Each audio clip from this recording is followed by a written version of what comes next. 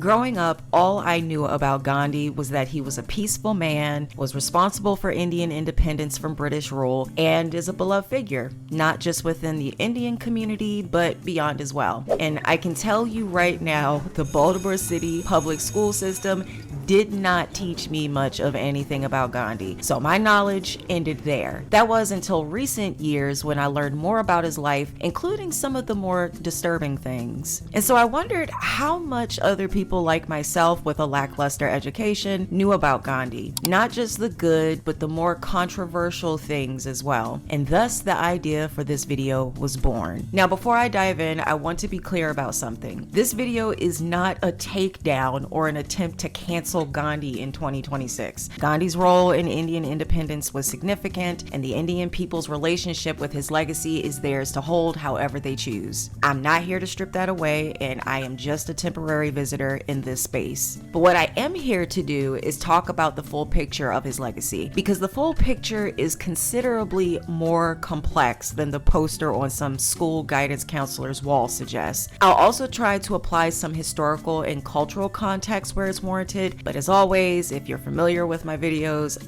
I'm going to keep it a buck. Some of what Gandhi did reflects the era in which he lived, a time when certain practices, however disturbing to us now, were normalized, and not just within his culture, but across many cultures. And some of what Gandhi did was considered wrong even by the standards of his own time, including by his own colleagues and in his own community. Final thing, I've been really trying to make a habit of this, but I always forget to say it. If you like what you see and or hear, go ahead and tantalize that like button and subscribe. And why not tantalize the YouTube algorithm by hyping this video? Let's get into it. Gandhi's full name was Mohandas Karamchand Gandhi, and sorry if I botched his name. I'm sure you've heard him referred to as Mahatma Gandhi, and that is an honorific title actually. Mahatma means great soul. I actually did not know that until this video. He was born in 1869 in Porbandar, India during British rule. His family was part of the Vaishya class in India's caste system. Specifically, they were Banya, a merchant subcaste sitting in the middle of India's caste hierarchy. The Gandhi family were people of relative importance in their community, which meant Gandhi grew up with access to things most Indians in 1869 did not. At the age of 13, Gandhi would go on to marry his wife, Kasturba Gandhi, who was 14 at the time, and they would remain married until her death in 1944. Now, their marriage will become relevant later on in this video, so we're just gonna put a pin in that for now. He went on to champion Satyagraha, or Truth Force, a non-violent protest as a means of achieving political and social progress without inflicting suffering on others. He transformed the Indian National Congress into a mass movement. He led the Salt March in 1930 and the Quit India movement in 1942. And he fought for the removal of untouchability and the rights of the Dalits, people so far outside India's caste hierarchy they were considered to have no caste at all. And he worked to heal divides between Hindus and Muslims. He was assassinated in January of 1948, not long after Indian independence. And he would go on to inspire Reverend Dr. Martin Luther King Jr., Nelson Mandela, Cesar Chavez, John Lennon, and Steve Jobs. I'm not going to even attempt the mental gymnastics required to make that connection. Before Gandhi was the father of a nation, he was a young lawyer with a degree from London and a struggling career in law. He'd come back to India after his studies, tried to make it work, but couldn't. In 1893, an Indian trading firm offered him a one-year contract to handle a legal dispute in Natal, present-day KwaZulu-Natal, South Africa, and he took it. What he found when he got there changed the trajectory of his entire life, and he would stay there for the next 21 years fighting the good fight for Indian rights. I think it's important here to provide context of what it was like in South Africa at this time for an Indian citizen. Indians in South Africa were being systematically stripped of their rights. They were barred from voting, subject to discriminatory taxes, and increasingly pushed to the margins of colonial society. Now, for a man with a privileged background such as Gandhi's, this was a radicalizing experience, and out of that experience came the early seeds of what would eventually eventually become one of the most influential political philosophies of the 20th century. But at this stage in his life, Gandhi's political strategy was built around proving that Indians were civilized British subjects who deserved to be treated differently from the indigenous African population. This is where we get into the thick of things, folks. The way he made his case to the British powers that be was by consistently disparaging the Black South African population, whether it be in petitions, newspaper editorials, and letters to colonial authorities. When the Natal Franchise Bill threatened to strip Indians of their voting rights, Gandhi didn't argue that all people deserved equal rights regardless of race. He argued the bill would rank Indians lower than what he called the rawest native.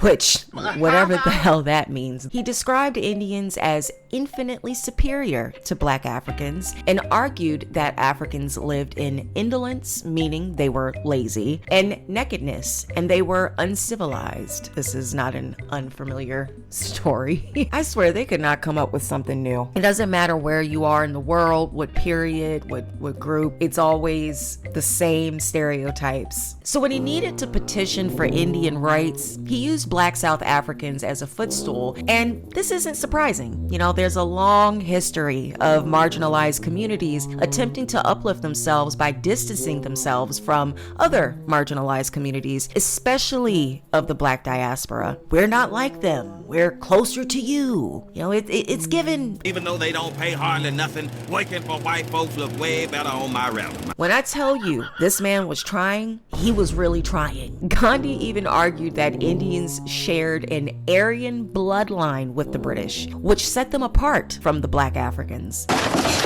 What's ironic is that he was in a country also being colonized by the same British imperial machine colonizing India. The native South Africans he was dismissing and disparaging in those petitions were living under the same oppression, facing forced labor and violent suppression at the hands of the same colonial government Gandhi was appealing to. But he didn't see that parallel, or he refused to see it. And this is the part of Gandhi's life that is contested by some scholars and historians and Gandhi enthusiasts. There are people who have pushed back on the more harsh interpretations of his comings and goings in South Africa, including Nelson Mandela. Yes, the Nelson Mandela, that one, who argued Gandhi deserved more context and more grace than his critics gave him. But I said, you know what? Okay, Nelson Mandela, bet. Let me look into this. So I looked at those arguments, and I also went directly to the source, the collected works of Mahatma Gandhi, and it's a nearly 100-volume compilation of his own speeches, letters, petitions, and writings assembled by the Indian government. And as a librarian, you know, history geek, it's a really amazing collection. So anyway, these texts are from him in his own words to colonial governments. Now, I didn't read the entire collected works, of course, that's insane. Probably not even 5%, right? I mean, this is a lot of stuff. But I read a good amount, and it is very clear how he felt about Black South Africans. Another point that has been raised is that this was young Gandhi. He had yet to become the Mahatma and therefore should be judged in the context of his time. Now, around this time of Gandhi's life, he was about in his early 20s to early 30s, within the span of when he was doing all of these like petitions and writings and saying this, you know, really racist shit about native South Africans. So he wasn't a child, okay? He was a grown man. So I don't understand this was the young Gandhi. He had yet to become the great Mahatma that he would become. Some scholars have gone further, arguing that seeking comprehensive equality for all people of color was simply a premature concept in the early 20th century South African political climate. And that's all well and good, but that's not the point here. He chose to use another subjugated group under colonial rule in their own land, no less, as a stepping stone for Indian rights. Now, I'm not saying everybody's perfect, okay, but this is that has really bad implications. You know what I mean? Doesn't matter the year, it doesn't matter how old he was. Like, that is part of his legacy, and it should not be ignored because he wasn't the Mahatma yet. So I guess that's the point I'm making here.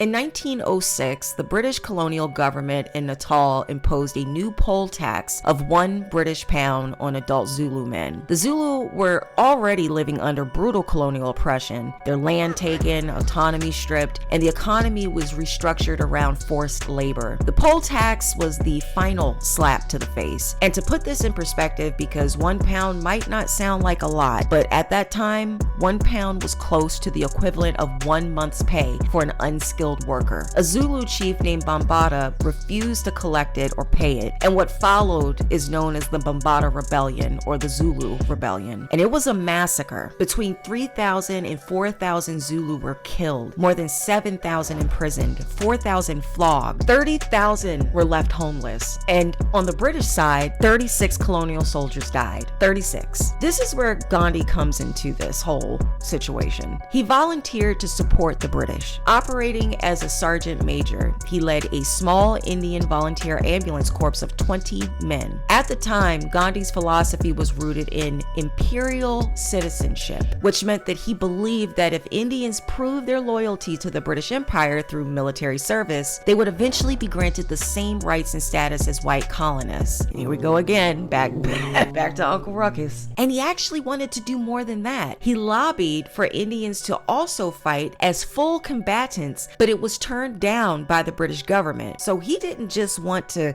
help heal the British. He wanted to fight alongside them, put up arms against the Zulu, the native population, fighting for their rights, for their land. But the British government said no. So Gandhi's men carried the wounded instead. What's even crazier is that his corpse nursed Zulu men who had been flogged by the same army they were supporting. When I say that this man's life was full of contradictions, I meant that wholeheartedly. It took Gandhi 20 years to realize how this was. In his 1927 autobiography, he wrote that the rebellion was, quote, no war but a manhunt. But at the height of the killing, on Empire Day in 1906, he used his newspaper to write a tribute to Queen Victoria and the British Empire. By the way, Empire Day was some shit holiday created to celebrate the British Empire to foster patriotism and promote imperial unity across their colonies. It eventually morphed into what is celebrated as Commonwealth Day.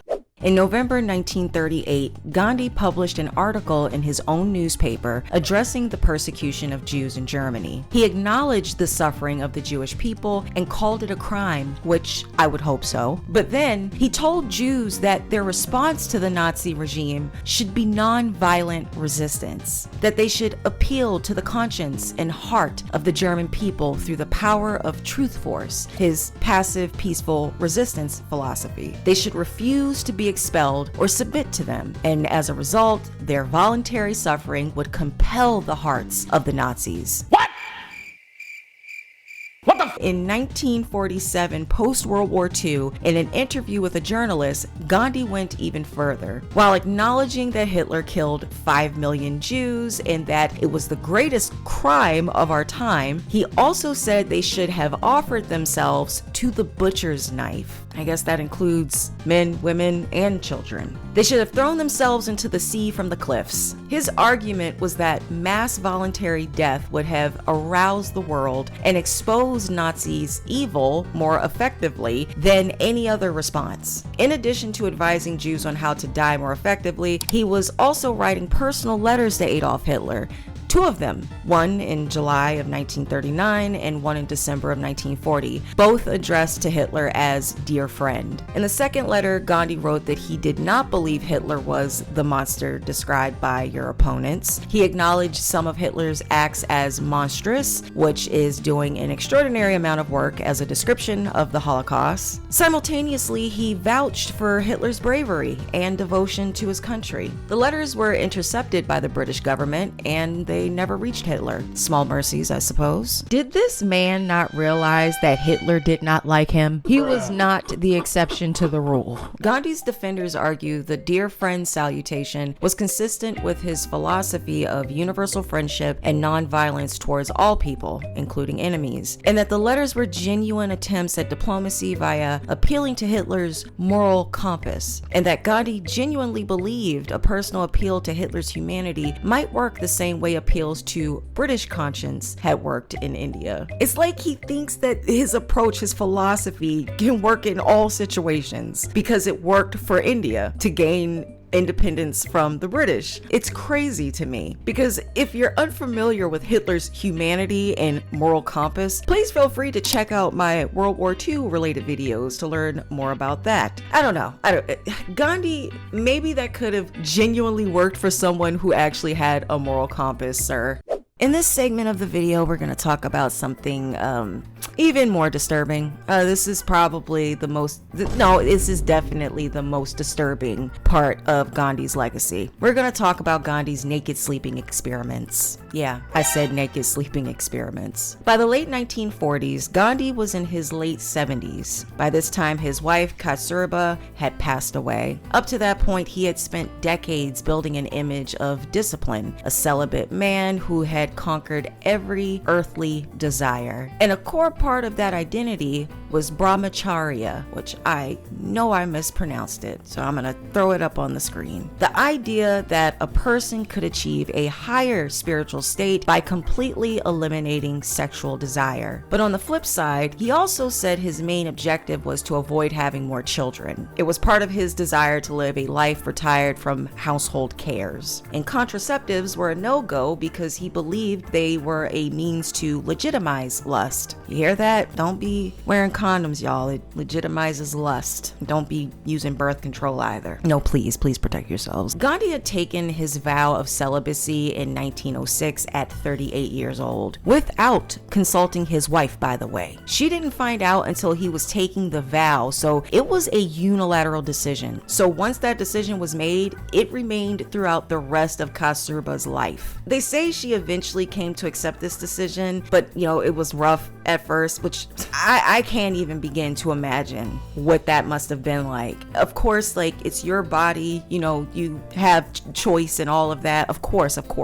But to be married for years and then your partner just up and decides hey, we're not doing the hanky panky anymore for the rest of our lives. Oh, and you ain't stepping out on me. You cannot seek sexual satisfaction elsewhere until the day you die. That is one of the most selfish decisions to make on your own without consulting your partner. That's the part that is very disturbing to me about that, because it is not only a big decision for you, it's a big decision for her. She's also going to be participating in this. Everyone fucks and sucks. I really feel for his wife. It'd have been different if they talked about it, and came to some type of agreement or something. But they didn't even talk about it. She just found out. Anyway, I'm getting off track. So going back to the experiments, which I refer to as experiments very lightly, they began around 1946. And these experiments were Gandhi testing and strengthening his Brahmacharya by sleeping naked alongside young women. And it gets worse. The young women involved were his grandniece, Manu Gandhi, who was around 18 at the time, his grandniece, Abba Gandhi, and his personal physician, Sushila Nayar. What makes this even more disturbing is that Manu started as a nurse companion to Gandhi's wife while she was sick when the girl was just 15 years old. And then when his wife died, Manu was there to nurse Gandhi back to health after the debilitating loss of his wife. And Manu described how he brought her up as a daughter. He would wash and oil her hair, cook for her, things like that, but then also conduct these